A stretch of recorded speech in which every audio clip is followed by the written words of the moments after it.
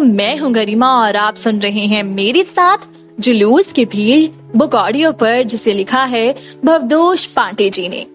तो चलिए शुरू करते हैं जुलूस की भीड़ की अगली कहानी, जिसका नाम है कहानी एक मॉल के सहयात्री। पवन इसी साल गांव से शहर आया था। इंटर की परीक्षा पास करने के बाद शहर के कॉलेज में उसने प्रवेश लिया। गांव छोड़ने के दुख की क्षतिपूर्ति शहर में एक युवा द्वारा देखे जाने वाले सपने पूरे कर देते हैं। पवन को भी शहर से बहुत उम्मीदें थी।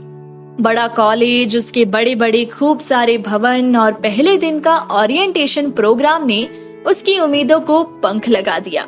यह सब उसे कल्पना की उड़ान में भेजने के लिए काफी था। लेकिन कक्षा के पहले दिन ही उसे थोड़ी सी मायूसी हुई। लोगों की दोस्ती उनके रहन सहन को देखकर होती है, यह उसे महसूस होने लगा था। लोग एक दूसरे से बात करने में भी एक आग्रह रखते हैं। उसकी हिंदी बोलने में एक क्षेत्रीयता की बू थी। उसके पहनावे में ग्रामीणता थी और व्यवहार में सुगढ़ता का अभाव। यूं कहें कि जो अंतर शहर और गांव में है, मोटा मोटा वही अंतर पवन और बाकी क्लास के युवाओं में जान पड़ रहा था। पवन के पिताजी गांव में किसानी करते हैं। किसान कितना भी मेहनत कर ले, बस वह अगले साल तक जिंदा ही रह सकता है, और अगले साल उसे जिंदा रहने के लिए पिछले साल से ज्यादा मेहनत करनी पड़ती है। इच्छा, लालसा और आकांक्षा जैसे शब्द या तो वह जानता नहीं है, और यदि वह जानता है तो भी उसे वह जुटलाने पड़ते हैं। पवन पिताजी के कामों में सक्रिय रूप से हाथ बटाता था, सो उसके लिए घर की आर्थिक स्थिति छुपी नहीं थी। किताबी ज्ञान भले ही औपचारिक शिक्षा दे दे, लेकिन समझदारी परिस्थितियों से ही आती है। कहा जाता है कि गरीबी बच्चों को समय से पहले ही समझदार बना देती है, और यह बात पवन पर भी लागू होती थी। हफ्ते भर की क्लास में पवन को शहर की प्रोफेशनल शिक्षा के बारे में काफी कुछ सीखने को मिल गया था। शहर कृत्रिमता को पसंद करता है और उसे पोषित भी करता है। पवन चाहकर भी शहरी बनावट को नहीं अपना पा रहा था। शुरू में तो वह उदास होकर गांव वापसी का भी मन बना चुका था, लेकिन पवन का एक और मन था जो हार मानने को तैयार नहीं था। वापस गांव जाकर पवन अपने आप को हंसी का पात्र नहीं बनाना चाहता था, जो उसके गांव में उसने होते हुए देखा था। जब कोई नौकरी या पढ़ने के लिए जाता था और जल्दी ही गांव वापस आ जाता था, तो वह गांव वालों के सामने हंसी का पात्र बनता था, वो भी उन लोगों द्वारा जो खुद ही अक्रमण्य शिरोमणि होते थे। पवन की मनोस्थिति गांव की परिस्थितियों और उसकी स्वयं की इच्छा शक्ति का परिणाम थी। पवन सायकालीन कक्षा में स्थानांतरण के लिए प्रार्थना पत्र कार्यालय में दे आया, और जल्द ही उसकी प्रार्थना स्वीकार हो गई और वह शाम की बीएससी क्लास में जाने लगा। शाम की क्लासेस में पवन को वो सहपाठी मिले जो उसी की तरह थे, जो या तो दिन में काम करते थे या काम की तलाश में थे। पवन अपनी आर्थिक स्थिति से अच्छी तरह से वाकिफ था और जान रहा था कि आज नहीं तो कल उसे भी शहर में टिकने के लिए काम खोजना पड़ेगा, क्योंकि पिताजी की किसानी खुद ही अनिश्चितता के भंवर में डूबती उतराती थी। लेकिन इससे भी ज्यादा कहीं राहत उसे तब मिली जब क्लास में उसे अपने जैसा ही समाज मिला, जिसमें उसे सामाजिक असंगतता का सामना नहीं करना था। कुछ ही दिनों में पवन के बहुत सारे दोस्त बन गए। सायकालीन कक्षा के छात्रों में से कोई दिन में ट्यूशन पढ़ाता था, तो कोई किसी टेलीकॉम ऑफिस में सेल्स बॉय का काम करता, कोई मल्टीप्लिकेशन में टिकट बेचता, तो कोई किसी बैंक के क्रेडिट कार्ड की मार्केटिंग कर रहा था। पवन की नजर एक दिन स्थानीय अखबार के वर्गीकृत विज्ञापन पर पड़ी, जहां एक हाउसकीपिंग सर्विसेज कंपनी को नव युवकों की जरूरत थी। आवेदन और उसके बाद एक छोटे से साक्षात्कार के बाद उसको नियुक्त पत्र मिल गया। अगले सोमवार से उसे हाउसकीपिंग कंपनी के ऑफिस जाना तय हुआ। ऑफिस में 3 दिन तक हल्की फुल्की ट्रेनिंग चलती रही, जिसमें अधिकांशत बल व्यवहार परिवर्तन पर ही था। 3-4 दिन की ट्रेनिंग के बाद पवन को शहर के बड़े मॉल में भेज दिया गया और कुछ ही घंटों में पवन का भ्रम टूट गया जब सुपरवाइजर ने पवन के हाथ में वाइपर कम ब्रूम मतलब झाड़ू पोछा पकड़ा दिया और समझा दिया कि बोतल हमेशा चमकता रहना चाहिए। शॉपिंग मॉल के बोतल पर सबसे ज्यादा भीड़ होने के कारण सबसे ज्यादा गंदगी होती थी। सुपरवाइजर नए लड़कों को बोतल पर सफाई का काम देता था और पुराने को ऊपरी तल पर भेज देता था। हाउसकीपिंग सर्विसेज मतलब झाड़ू पोंछा होता है, यह तो उसे ट्रेनिंग में नहीं बताया गया था। बेमन से पोछा हाथ से सरकाते हुए पवन सोचने लगा। नाम तो बड़ा अंग्रेजी था कंपनी का और काम देसी से भी देसी निकला। अबे साइड में पोछा लगा, बीच में क्यों खड़ा है? कहते हुए एक शख्स उसके पास से निकला। पवन उसे जानता नहीं था। क्या पता कंपनी का दूसरा कोई सुपरवाइजर हो? ऐसा सोचते हुए पवन चुपचाप उसकी बात सुनकर एक तरफ मुड़कर पोछा लगाने लगा। सुबह 9 बजे से शाम 5 बजे तक सफाई और पोछा लगाने का काम था। पूरे बोतल के बहुत बड़े एरिया में मात्र 2 सफाई कर्मचारी थे, हाउसकीपिंग स्टाफ। शाम को जब पवन घर पहुंचा तो ध्यान आया कि 6 बजे तो उसे अपने क्लासेस जाना है।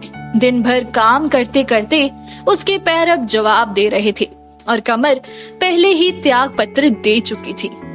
थकान मिटाने के लिए वह बिस्तर पर लेटा और कब आंख लग गई उसे पता ही ना चला। देर रात नींद खुली तो उसे कुछ समझ ही नहीं आया कि रात है या दिन, खासकर तब जब उसे घड़ी में 1 बजता दिखा। एक बार लगा कि वह आज सोता रह गया और काम पर नहीं पहुंच पाया। फिर थोड़ी देर बाद सहज होने पर समझ आया कि आज वह अपनी सायंकालीन कक्षा को छोड़ चुका है। वह चिंता मगन था कि वह कैसे काम कर पाएगा और साथ में कक्षाएं। काफी देर बैठे रहने के बाद उसे भूख ने हिलाया। अपनी छोटे से कमरे में उसे कुछ अमरूद और भूजा यानी लाई चना दिखा जो उसने शाम को काम से छुट्टी के बाद भूख मिटाने के लिए खरीदा था, लेकिन थकान की वजह से बिना खाए ही सो गया था। हाउसकीपिंग, झाड़ू पोछा, शहर में नाम में भी धोखा। कल सुबह से फिर जाना है पी-क्यूब मॉल, जल्दी से उठना भी है। ऐसे ख्याल लेकर पवन सो गया। सुबह तैयार होकर पवन अपने पी-क्यूब मॉल पहुंचा। अचानक से उसकी नजर नेल लाउंज की सेल्स गर्ल पर पड़ी और नजर ठिठक सी गई। बोतल पर ही एक घनाकार दुकान बनी थी जिस पर महिलाओं की श्रृंगार सामग्री जैसे nail polish, lipstick, face wash, powder, eyeliner आदि मिलती थी। रूपी वहाँ सेल्स गर्ल थी। उसका काम अधिक से अधिक अपने उत्पादों को बेचना था और उसकी सैलरी भी इसी बात पर निर्भर थी। रूबी को कई बार अपने उत्पादों की नुमाइश अपने चेहरे पर करनी पड़ती थी ताकि ग्राहक आकर्षित हों। कई बार महिलाएं और लड़कियां अनुरोध करके रूबी के चेहरे पर प्रसाधन सामग्री लगवा देती थी और इस तरह नेल लाउंज खोलने के 1-2 घंटे में रूबी का फुल मेकअप हो जाता था। इससे रूबी की खूबसूरती तो बढ़ जाती थी, लेकिन उसकी चिंताएं कम नहीं होती। उसकी चिंता थी कि अधिक से अधिक उसके उत्पाद क्यों नहीं बिक रहे थे। अधिकांश महिलाएं ट्राई तो करती, लेकिन अंततः खरीदती नहीं थी। कुछ एक सामग्री ही बिकती थी।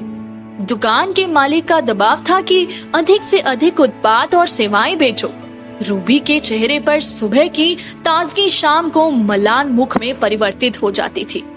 1-2 दिनों में पवन हिचकते हुए रूबी के पास बात करने के लिए पहुंच गया। थोड़ा हटकर क्लीन करना, इधर से कस्टमर आते हैं। यह सुनकर पवन को रूबी की बातों में अन्य मनसक आदेश की बू आई। पवन कुछ और अरमान लेकर रूबी की तरफ बढ़ा था। वह उससे साम्यता के स्तर पर बात करने गया था और उसे मालिक नौकर जैसे बर्ताव का एहसास हुआ।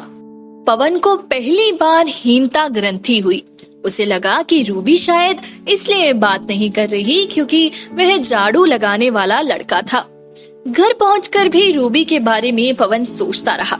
अगले दिन पवन थोड़ा पहले मॉल में पहुंच गया था। वह आसपास सफाई करता और रूबी की दुकान की तरफ देखता रहता। रूबी जब आई तो उसे देखकर गुड मॉर्निंग बोलते हुए अभिवादन किया और रूबी ने भी मुस्कुराकर मॉर्निंग मॉर्निंग कहा। यह एक सामान्य शिष्टाचार था जिसे पवन ने अपने मन में बुनी हुई कहानी का अर्थ समझा।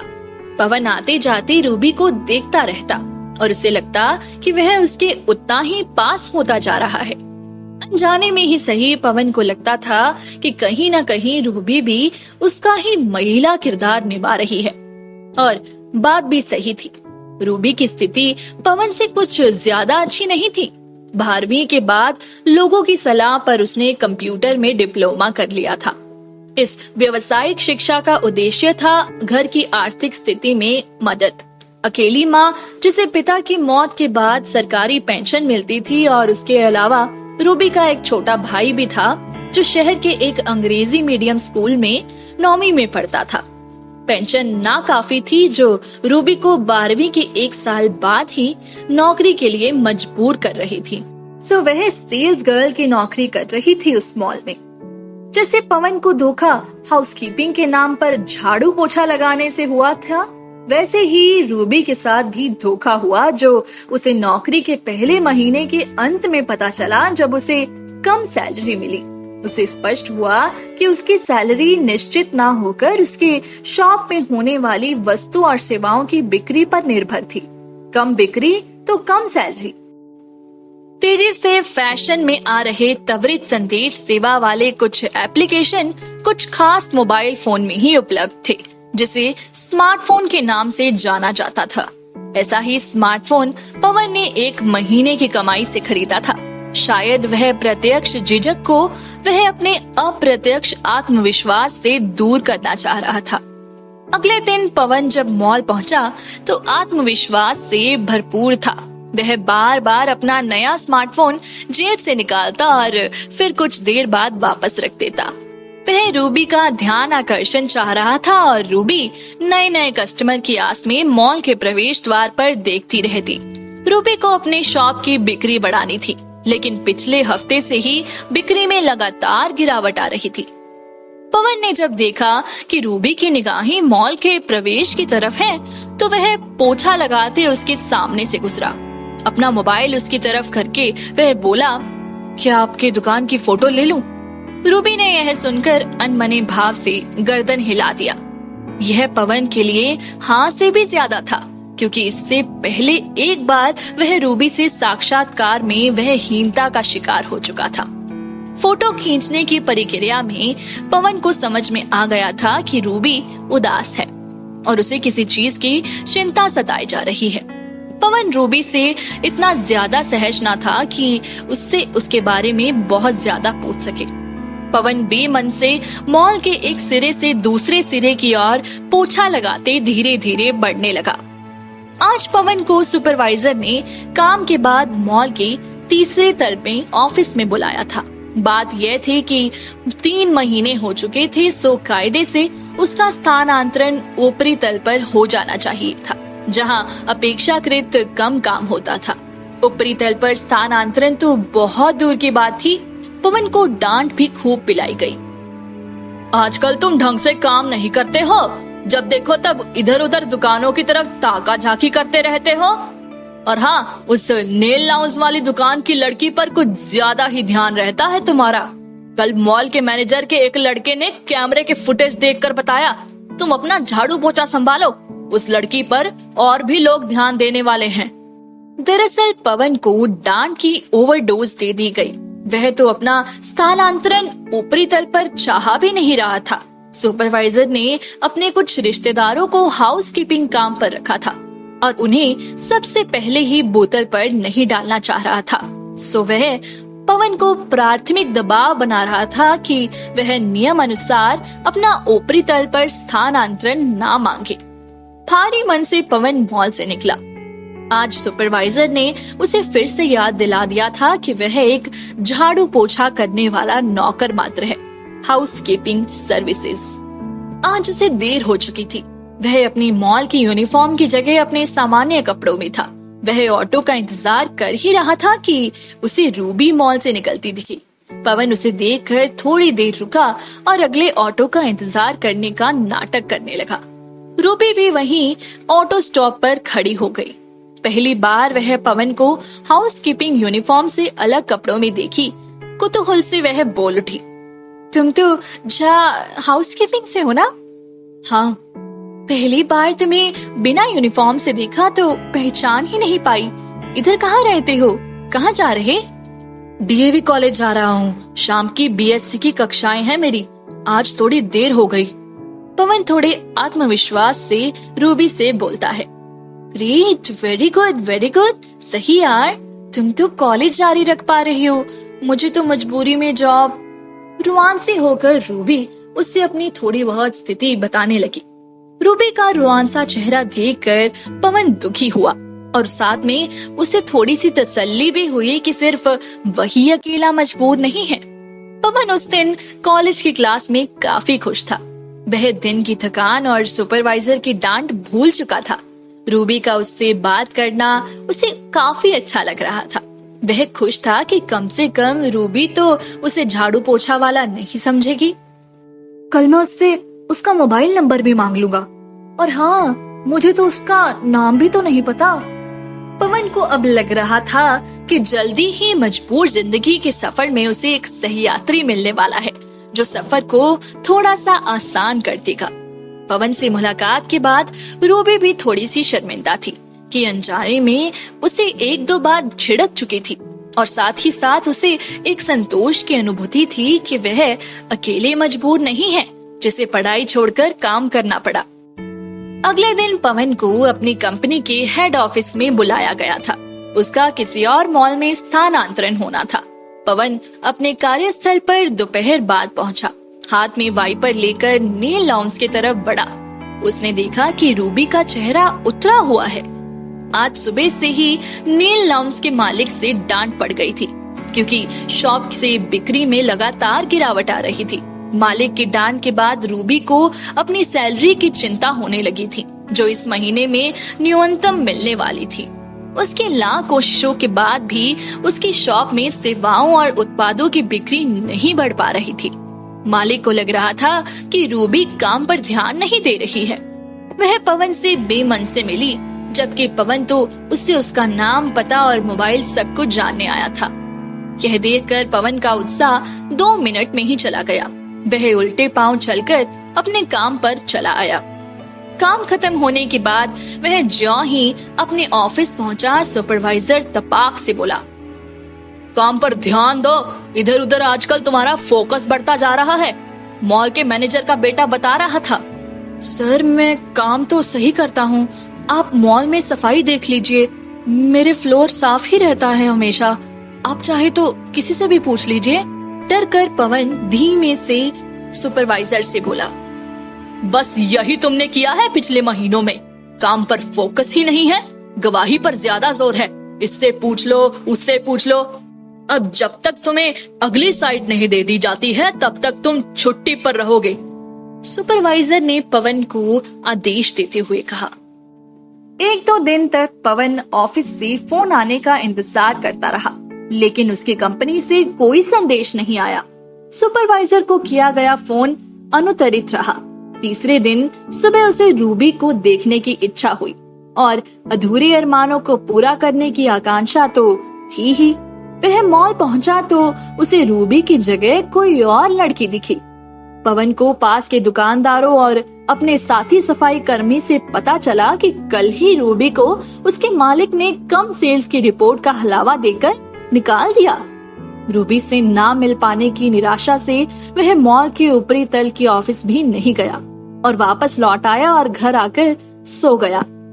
परिस्थिति कहे या नियति, सही यात्री बनने से पहले ही रूबी और पवन अलग अलग रास्तों के पथिक बन चुके थे, जिन्हें रास्ते पर आगे क्या मिलेगा कुछ भी अंदाजा ना था। उस शाम को पवन कॉलेज पहुंचा। पहली क्लास केमिस्ट्री की थी। इलेक्ट्रॉन बंधन पर लेक्चर चल रहा था। कुछ इलेक्ट्रॉन्स ऐसे होते हैं जिनका बंधन नहीं बन पाता है, जिन्हें हम एकल युग्म कहते हैं। प्रोफेसर साहब ने अपना लेक्चर जारी रखते हुए कहा। मगर पवन तो किसी और लोक में था। मिलने से पहले ही बिछड़ना था शायद। उसका नाम भी नहीं जान पाया यार। उस दिन मैं पूछ नहीं पाया कि वह कहाँ रहती है, नहीं तो उससे जाकर मिल लेता और शायद उसकी मजबूरी को जानता, उससे दोस्ती कर लेता। वो भी तो मेरी तरह विवश ही थी। हम दोनों कम से कम सहयात्री तो बन सकते थे। कक्षा में एकदम शांत पवन अपने कल्पना लोक में अधूरी ख्वाहिशों पर पश्चाताप करते हुए सोचे जा रहा था। तभी अचानक से प्रोफेसर वर्मा बोले, पवन, तुम्हारा ध्यान क्लास में नहीं कहीं और है। चलो बताओ, मैं क्या पढ़ा रहा था। एकल युगम। अब चेतन की चेतन पर अंत क्रिया से निकला था ये उत्तर। एकल युगम, कितना विरोधाभासी शब्द है ना। एकल भी और युगम भी। पवन उत्तर देने के बाद मन ही मन इस शब्द को लेकर सोचे जा रहा था। इसी के साथ यह कहानी समाप्त हो जाती है। तो दोस्तों, उम्मीद करती हूँ कि आपको यह कहानी मेरे साथ सुनने में मजा आया होगा। इस कहानी में सुना आपने कि कैसे पवन की जिंदगी एकदम से बदल जाती है। एक मॉल के सहयात्री बनने की इच्छा रखते हुए पवन वहां जाता है, मगर रूबी उसे वहां मिल ही नहीं पाती है। उसकी इच्छाएं अधूरी रह जाती हैं और आखिर में वो एक एकल युगम को लेकर ही सोचता रह जाता है। चलिए, अब ज्यादा कुछ कहे बिना मैं आपसे विदा लेना चाहती हूँ। लौटूंगी अगली कहानी के साथ जल्द ही, जिसे लिखा है भवदोष पांडे जी ने। जुलूस की भीड़ से ये कहानियां आपको सुनने को मिलती रहेंगी। तब तक के लिए सुनते रहिए बुक ऑडियो। धन्यवाद।